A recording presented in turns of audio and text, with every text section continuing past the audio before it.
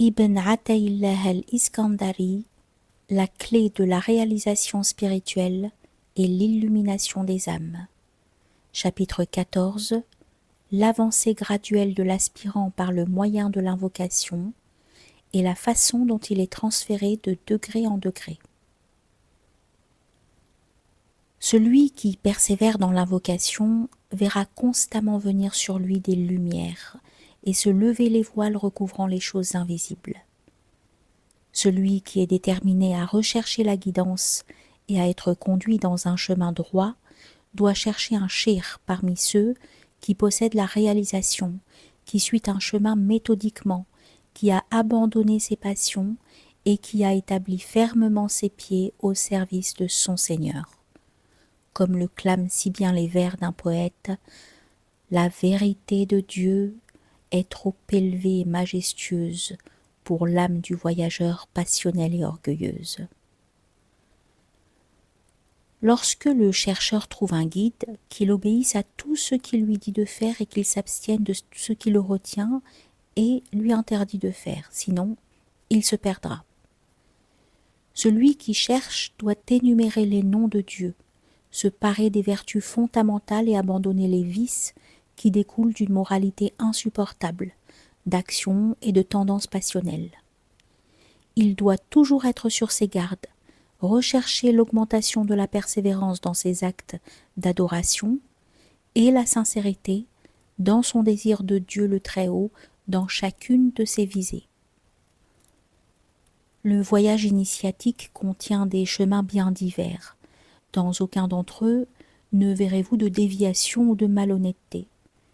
Je vais donner à présent une explication de cette voie-ci qui remonte jusqu'à l'imam Abu Bakr as-Siddiq et qui m'a été transmise par un être réalisé. L'aspirant commence dans cette voie par la prière sur le prophète, alayhi salatu wassalam, sans inclure d'autres types d'invocations. Le prophète, alayhi salatu wassalam, est l'intermédiaire entre Dieu et nous. Notre guide vers lui est notre moyen de le connaître par la gnose. L'attachement à l'intermédiaire précède l'attachement à celui qui l'a envoyé. Le cœur est la localité de la sincérité, mais il peut tout aussi se dévouer au tout autre que Dieu. L'ego est ainsi tourné vers les créatures. C'est l'âme qui commande au mal, an-nafs al-amara bis-sou, qui poursuit ses passions et qui tend vers la vanité. Toutes ces tendances sont des impuretés qui voilent le cœur de la sincérité et de la bonne orientation vers Dieu le Très-Haut. Le soi est réceptif au commandement du diable. S'il n'y était pas réceptif, celui-ci ne pourrait pas se frayer un chemin vers le cœur. Sa réceptivité envers le diable montre son ignorance et son absence de Dieu le Très-Haut. Cette absence est un voile épais qui sépare l'âme de son Créateur. Le voile est une obscurité. L'aspirant doit donc chasser cette obscurité et ôter ses impuretés. L'obscurité disparaît avec la lumière. Et il est rapporté que le prophète alayhi salatu wassalam a dit « La prière sur moi est une lumière ».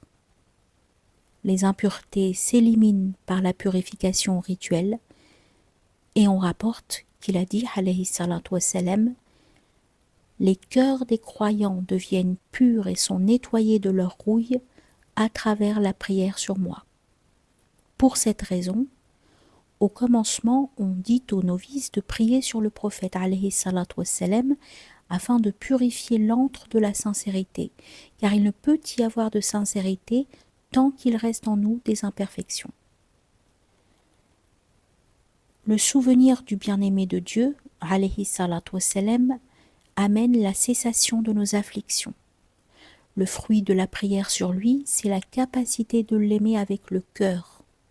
La capacité de l'aimer avec le cœur résulte dans une dévotion intense envers lui et dans l'attention envers ses qualités, son caractère et la distinction spirituelle qu'il possède. Lorsque le novice aura compris qu'il ne peut suivre ses actions et ses vertus que par une dévotion intense envers lui, qu'il ne peut parvenir à cela que par un amour suprême envers lui, qu'il ne peut atteindre l'amour suprême envers lui que par la prière fréquente sur lui, puisque quiconque aime quelque chose s'en souvient constamment, alors il entamera ses prières sur le prophète, alayhi salatu wassalam. Elles combinent à la fois le souvenir de Dieu et celui de son envoyé, alayhi salatu wassalam. On relate que le prophète, alayhi salatu wassalam, dit « Dieu le Très-Haut m'a dit, ô Mohammed, j'ai fait de toi une invocation qui est de mon invocation. Quiconque se souvient de toi se souvient de moi, et quiconque t'aime m'aime. » Il dit, quiconque se souvient de moi se souvient de Dieu, et quiconque m'aime aime Dieu. Lorsque le fidèle prononce les mots « Ô Dieu, Allahumma », il invoque Dieu. Sache que l'invocation est de deux types. Il y a celle qui ne contient pas un dialogue intime et celle qui en contient. Ce dernier type a une portée bien plus significative et a un effet bien plus profond sur le cœur du novice que l'invocation qui ne contient pas de dialogue intime.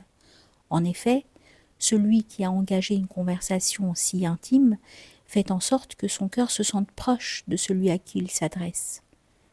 Voilà une des choses qui influent sur le cœur, la revêtant de crainte révérentielle. En vérité, la prononciation du « Ô Dieu, prie, etc. » Allahumma salli est une invocation et un échange intime, puisqu'on demande à Dieu des prières sur le prophète, alayhi salatu wassalam.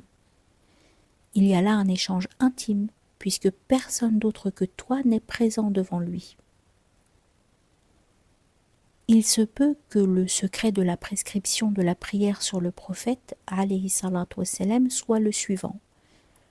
L'esprit de l'homme est faible et non disposé à recevoir seul les lumières divines. Alors lorsque la connexion entre son esprit et l'esprit des prophètes s'enracine à travers des prières sur eux, les lumières jaillissant du monde invisible sur l'esprit des prophètes seront réfléchies sur l'esprit de celui qui prie pour eux.